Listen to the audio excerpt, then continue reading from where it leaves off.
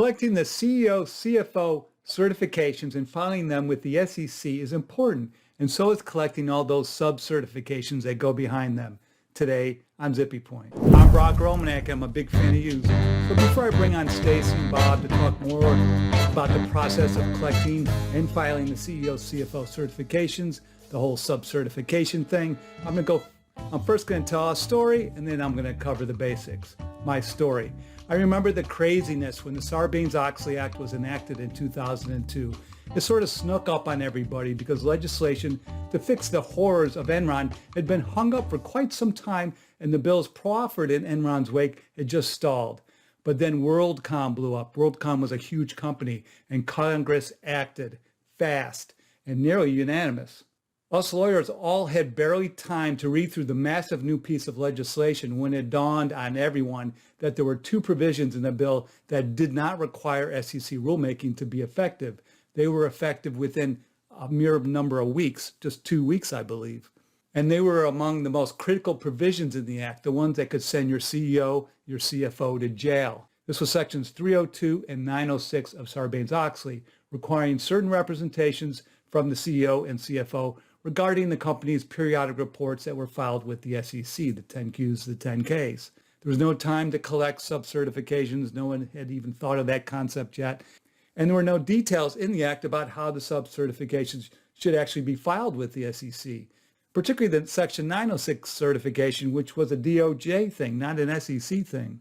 At the time, I was working at R.R. Donnelley, having just launched realcorporatelawyer.com, and I held a teleconference on the topic of CEO, CFO certifications. A teleconference, not a webcast. The webcasts weren't around just yet, and the teleconference had massive attendance. We had RSVPs get faxed into the office, and they were just flying in. It was about 1,500, 2,000 people on the line. And then by the time the act was signed into law, the SEC did come up with a makeshift solution. Companies were supposed to mail in the certifications, postal mail, to the SEC secretary, and then file the certifications on a Form 8K. That was a makeshift solution. I just started blogging a few months earlier. No one had even heard of a blog back then. I was one of the first lawyers to blog. Pat myself on the back here. Pat myself on the back here. And here's the first Form 8K that was filed with the certification, and it was from Texas Pat yourself on the back And then here. soon enough, the SEC did adopt the rules that sets forth the process that we now have. The SEC's rules deal with Section 302 certifications. The Section 906 certification requirement is regulated by the Department of Justice, as I mentioned, the DOJ, not the SEC directly. But the DOJ has not issued any rules or guidance on the certification. They're not a disclosure agency. But Section 906 sets forth what is required. We're going to get to that in a minute. So filed as exhibits to Form 10Ks and 10Qs. CEOs and CFOs are required to provide the two separate certifications to the 10Ks and 10Qs that companies file with the SEC, and both of these certifications are required to be filed as exhibits to those periodic reports, as exhibits 31 and 32, respectively. Section 601 of Regulation SK requires these exhibits to be numbered as 31 and 32. You don't need certifications for a Form 8K, for a Form 11K, for proxy statements, just for these quarterly and annual reports, including 10K wraps. Note that even voluntary 34 Act filers must file these certifications. And also note that the 10K certification is deemed to cover the information in the proxy statement that is incorporated by reference into the 10K, even though the proxy isn't filed until after the 10K. What to disclose? Each of the CEO and CFO must sign a separate 302 certification. They can't jointly sign a single certification, not one piece of paper. There must be two separate ones. For 906 certifications, it can be a joint one, but they're often separate. So each the CEO and the CFO have a separate certification, a 302 certification. For 906 certifications, the DOJ would allow you to file a joint one, but they're often separate. I don't think I've ever seen a joint 906 certification. For both certifications, the 302 and 906, the CEO and CFO must sign the certifications manually. They can't use a power of attorney. The company then must store the manual signatures for 5 years. That's an SEC rule requirement. For each 302 and 906 certification, the only difference between CEO version and the CFO version is a reference to their titles. Otherwise, they're identical in their language. However, there are differences between the 302 and 906 certifications, so you aren't allowed to roll those into a single certification. They're completely different. So at the end of the day, you're going to be including 4 certifications as exhibits to your periodic reports: a 302 and 906 certification for your CEO, a 302 and 906 certification for your CFO. So here's what that looks like in an exhibit index to a Form 10-K. This is an example. Under Section 302 of Sarbanes-Oxley, as required by Rules 13A, 14A, and 15D, 14A, each signing officer must make 5 statements, 5 certifications in their certification. These 5 certifications are set forth, laid out in Item 601B31.1 of Regulation SK. They are: 1, the CEO, CFO has read the report; 2, there's no material misstatements or omissions; 3, financial statements fairly present; 4, you have controls and procedures; and 5, there's been discussions with the audit committee. And here's an example of what that looks like. So it's important to note for this first certification that the CEO and CFO are required to represent that they've reviewed and read the 10K and the 10Q. And the principal objective of that is to ensure that they're directly involved in the preparation and review process for this periodic reporting with the SEC. You want to make sure your officers are aware of this, that they really do review the disclosure before it's filed. The second one, about the material accuracy and completeness of the statements in the periodic reports, that's quite an obligation for the CEO and CFO. That's why the sub-certification culture sprung up so quickly after these certifications became required, getting other people below the CEO and CFO to be on the hook, since they know what's being disclosed more intimately. They're on the hook too. Not on the hook with the SEC, they're on the hook for their job. And we're going to talk about sub-certifications with Bob and Stacey later. In nearly all cases, Section 302 certifications must be in the exact form, the precise form prescribed by the exhibit filing requirement in Item 601 of SK.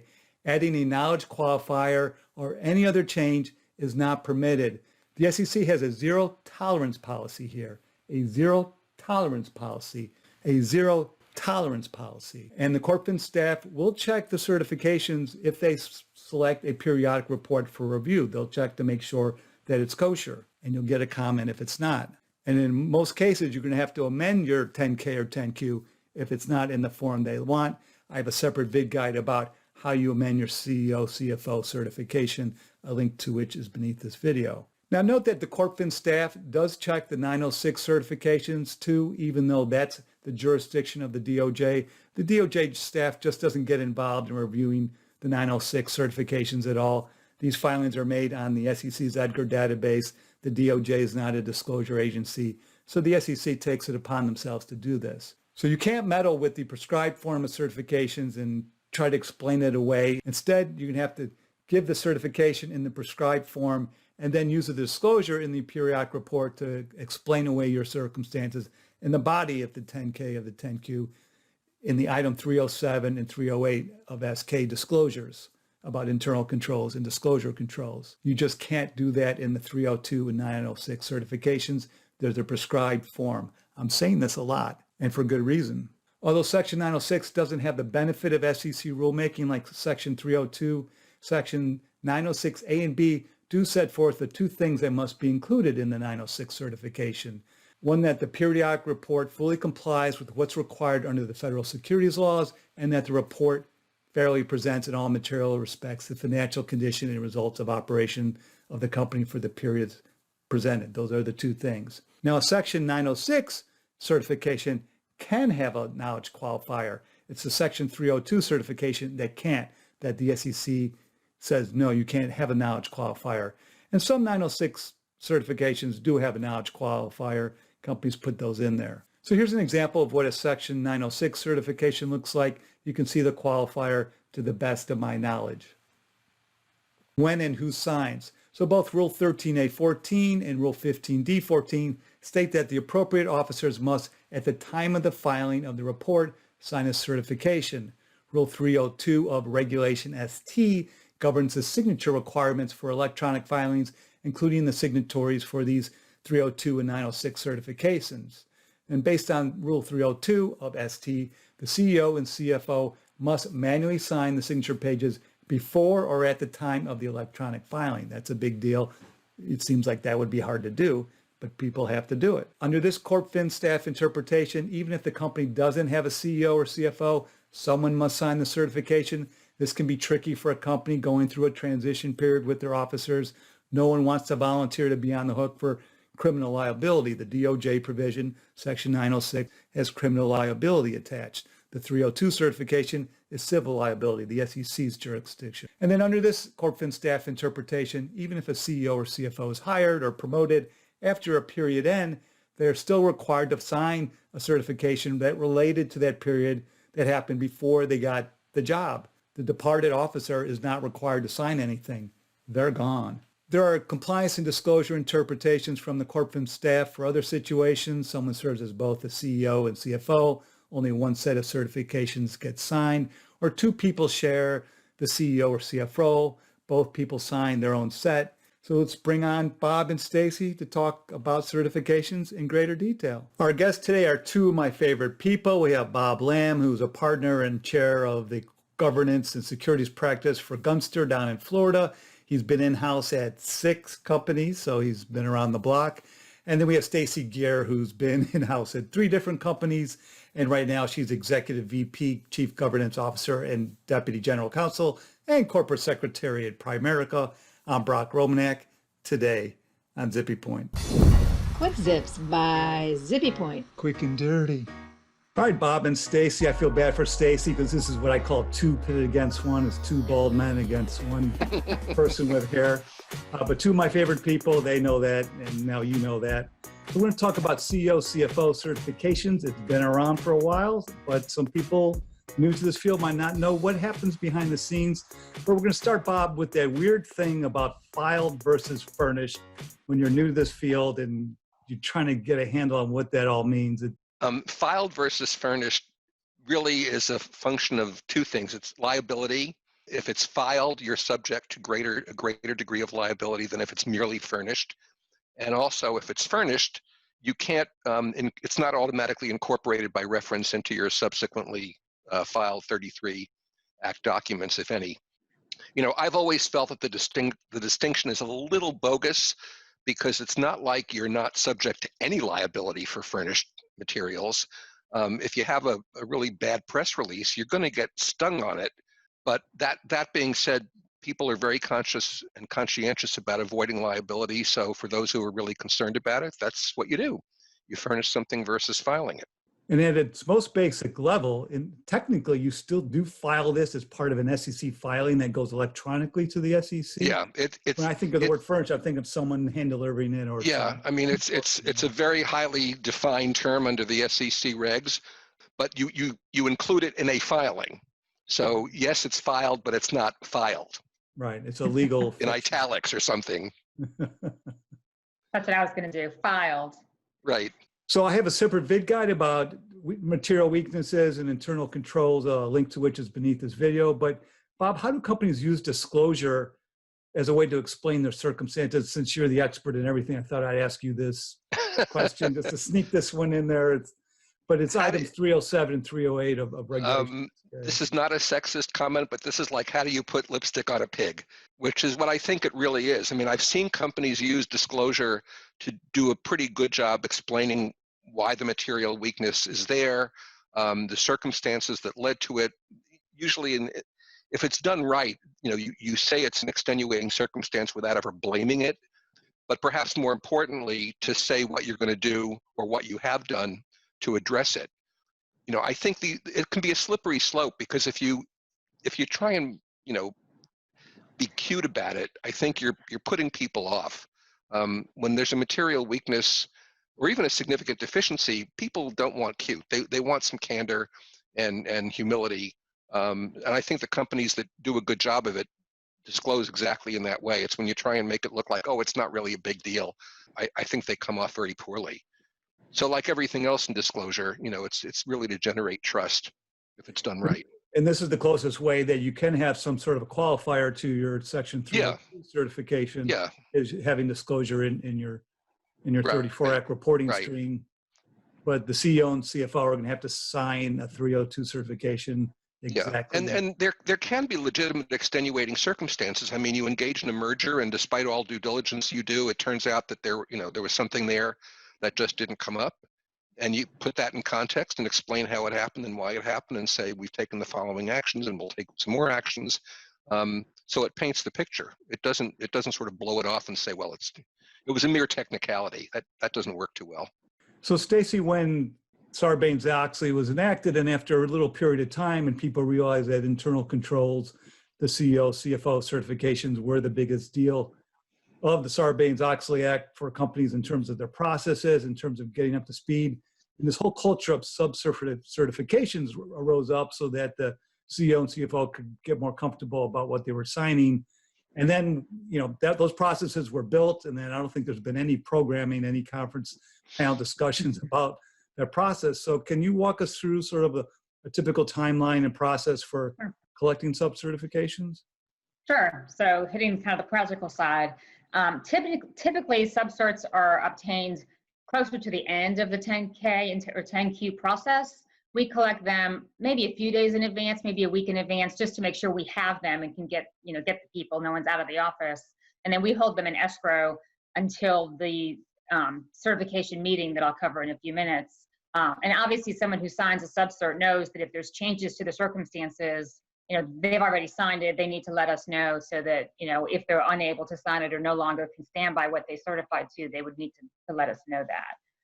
Every company is different as to who you get a subcert from or how many you get, but generally you want to get them from the people who are closest to the process, kind of own the topics that the disclosure covers, and have specific substantive knowledge. So examples might be the chief operating officer.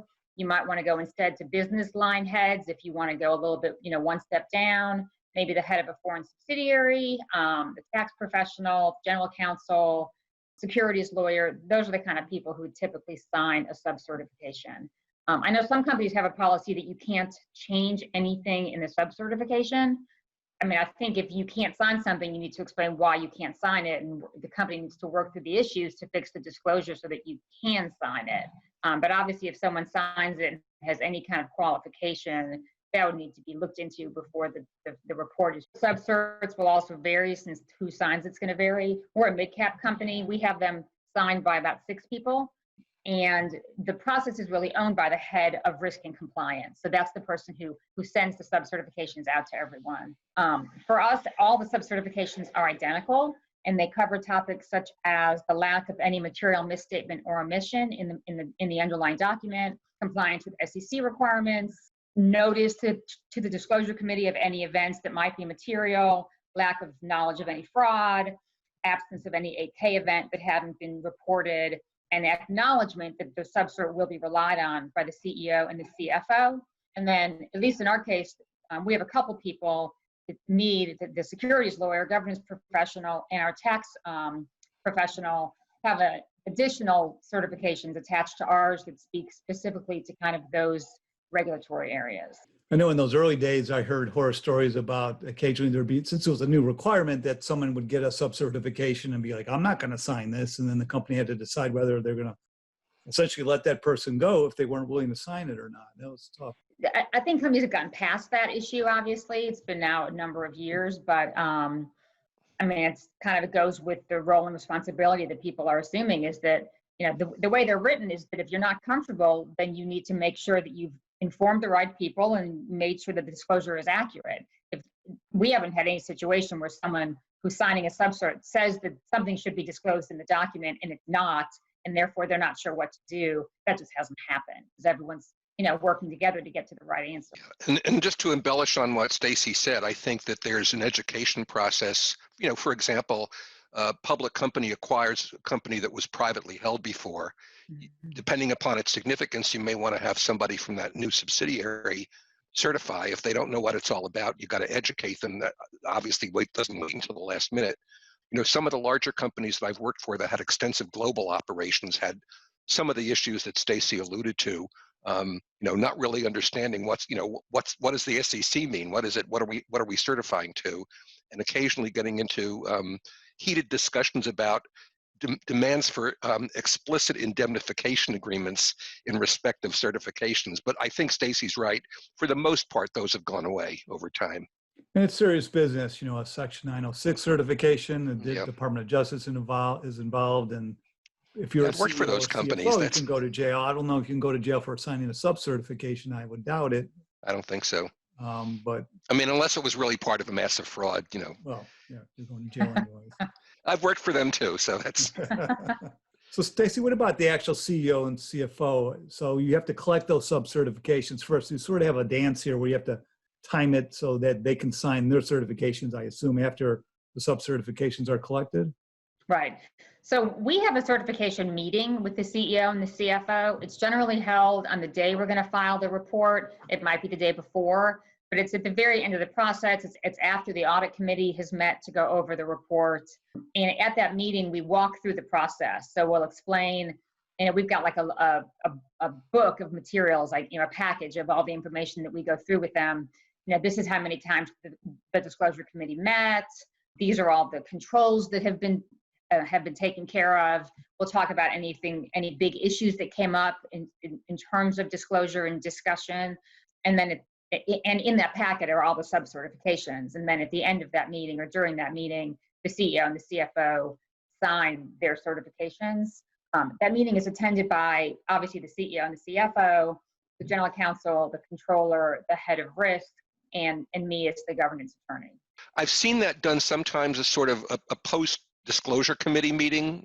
Is that how you've done it, or is it completely separate from the disclosure committee? Well, it's completely separate. So we kind of view the disclosure committee as working for the CEO and the CFO. Right. So our CEO and CFO don't attend the disclosure committee meetings. I think they're invited, but I don't know that they've ever attended, because really we're kind of making the sausage, and so that we're able to then deliver the finished product to them. Yeah. And we have senior level executives on the disclosure committee, the president, chief operating officer, et cetera, just not the people who are signing the certification. Right. Because we view it as kind of a process that we kind of follow for their benefit, and then we kind of advise them of what happened in those meetings. And then this is a little bit about quirky Broc, in that a few years ago I went down to the SEC to find out where they actually store the Form 144, since that's the last document that companies file in paper, and there is a filing cabinet in the SEC's library where you can go in. Look at the Form 144. So I've always, I was in-house before this certification was required. So I just wonder where companies actually keep the manual signature pages for both the CEO, CFO certifications and then those sub-certifications. Yeah, so at the end of the process, the risk and controller kind of groups give me all the signed papers. So I, for every quarter, I have a folder with a copy of the rep letter and the sub-certs and the certifications and the signature pages. And I have all those in paper. Of course, in the COVID world, that's totally different, but, and I just maintain those in a file cabinet. So is it a manila folder or is it a 3-ring binder? It's a manila folder, and it's in a Pendaflex in my locked file cabinet. Yeah, so one of the companies I worked for used to keep it in the same fireproof file cabinet where the original minute books were kept. Yeah, I don't do that. If there's a fire, then I'll just take my chances. Yeah, I think that's perfectly fine. And I'm sure you guys know this, that there is a rulemaking petition before the SEC to do away with manual signatures, which I think the society has either joined or will join. Because, forget even COVID, it's 2020, almost 2021. We need to do away with those 6 things. months without them, so. Yeah, and I haven't heard of any massive frauds other than those that take place in Florida routinely, but that's another topic. I mean, here we are in a pandemic, and when I go to get a takeout or something and they make you sign manually with a pen, and my signature is just a little Likewise. line. It's like, you got to get rid of all these lines that require any time signature, not even an electronic one, just biometrics or right. fingerprint. Anyways, thank you very much. Thank you. Thank you.